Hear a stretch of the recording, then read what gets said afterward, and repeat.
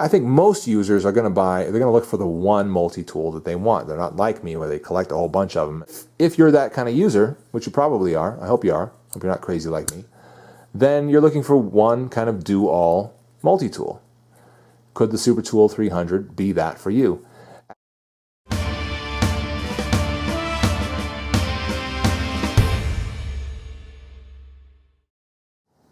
Hey my friends, Late Boy Scout here with my review of the Leatherman Super Tool 300. Here's a review I've been meaning to knock out for a very long time.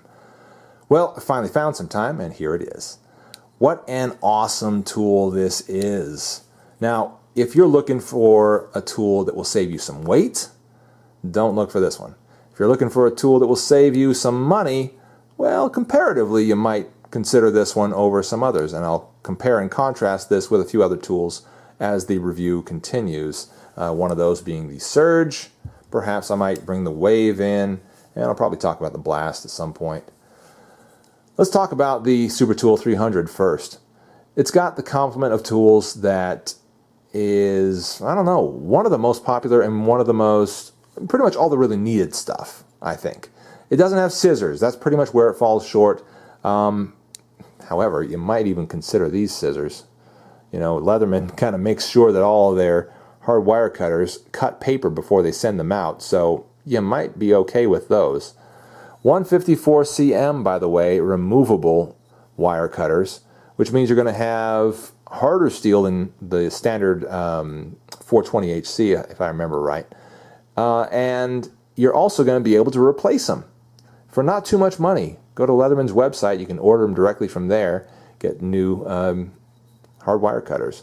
So that's a very cool feature, and you know, I'm so glad they introduced something like that.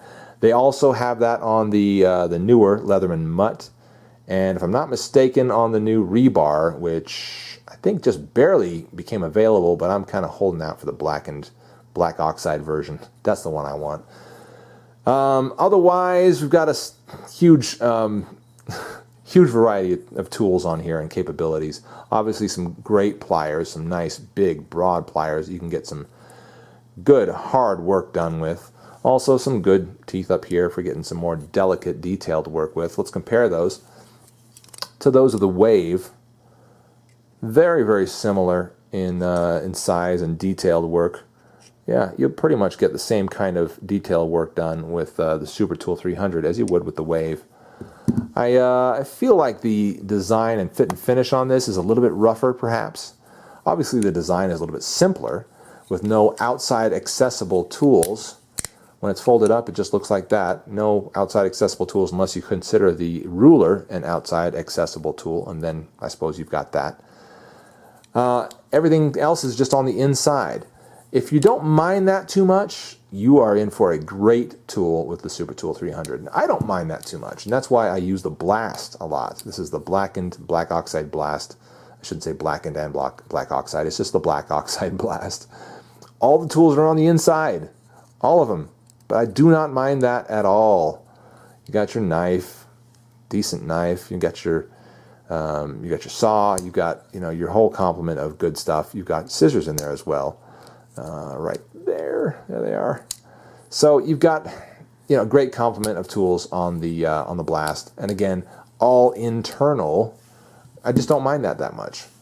I don't find myself needing the tool so fast, the blade so fast. Most of the time, if I've got a multi-tool, I generally have just a blade on me as well. So I'll just get out the blade and use the multi-tool for other tasks. But again, it's good to have a blade, isn't it? So let's go through the complement of tools. They are all locking, by the way, with this mega robust lock on here. Very simple design, but very, very tough. Very well put together. The lockup on it is, not amazing. It's good enough for what you're doing. We're looking at the serrated blade right now with a nice sheep's foot to it, which means it's probably a good rescue blade.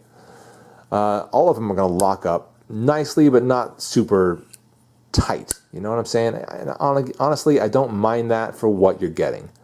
Some of them will come out sympathetically. A lot of these tools do.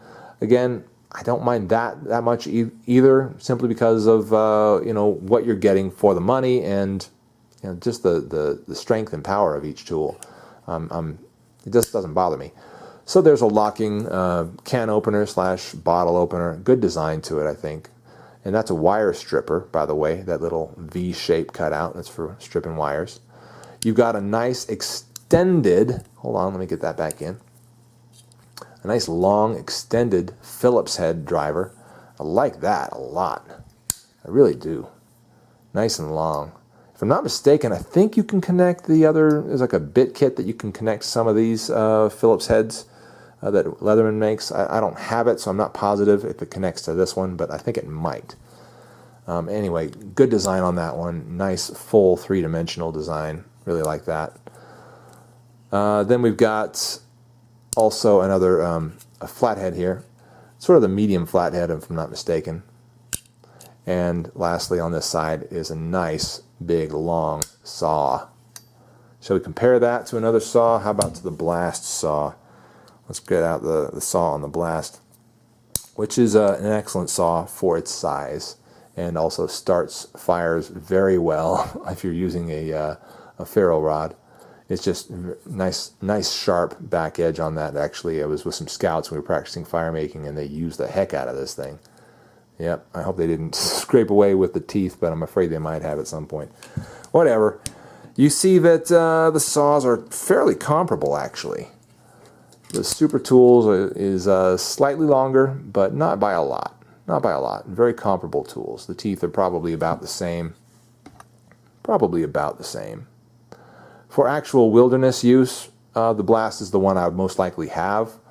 So, you know, I'm happy that this is a very good saw, but you know, I guess it's a good thing that we've got a good saw on the Super Tool as well, but it's just probably not the one I would choose to take into the wilderness. But then again, you might take it because maybe you're only going to get one tool, only one multi-tool.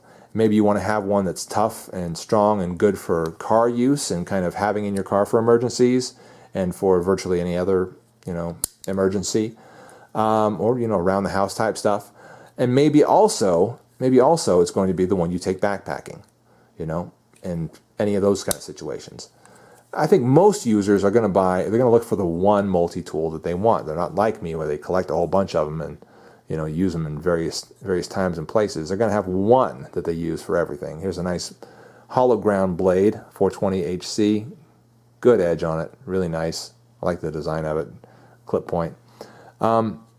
As I was saying, if you're that kind of user, which you probably are, I hope you are, I hope you're not crazy like me, then you're looking for one kind of do-all multi-tool. Could the Super Tool 300 be that for you?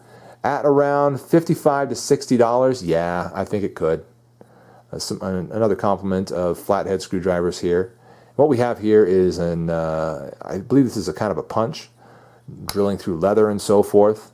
And then it's got an eye to it, so you could actually use it to kind of sew, I suppose. I've never tried anything like that, but kind of a neat tool. I actually might prefer scissors there in place of this. If they had done that, it might just be perfect. And then a file.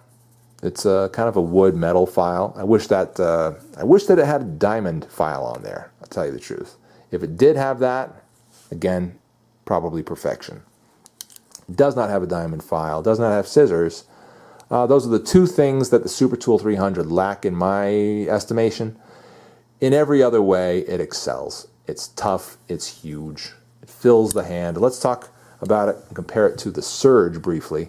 The weight on the Super Tool, hang on, is 9.6 ounces.